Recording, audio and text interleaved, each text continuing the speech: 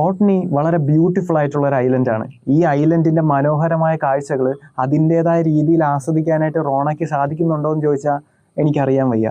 കാരണം റോണ ഇവിടെ വന്നിരിക്കുന്നത് തൻ്റെ അമിതമായ മദ്യപാനത്തിൽ നിന്നും രക്ഷ നേടാനായിട്ടാണ് തൻ്റെ സ്വന്തം നാടായിട്ടുള്ള ഓട്നി എന്ന ഈ ഐലൻഡിലേക്ക് റോണ തിരിച്ചു വന്നിരിക്കുന്നത്.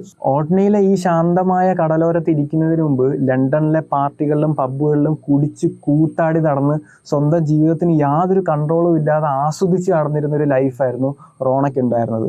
തൻ്റെ അമിതമായ മദ്യപാനം കാരണം തൻ്റെ കൂടെ ഉണ്ടായിരുന്നവരെയൊക്കെ റോണ നഷ്ടപ്പെടുത്തുന്നു. എന്തിനേറെ പറയുന്നു, സ്വന്തം ബോയ് ഫ്രണ്ടിനെ പോലും അവളുടെ ഈ അമിതമായ മദ്യപാനം കാരണം റോണയ്ക്ക് നഷ്ടമാവുകയാണ്.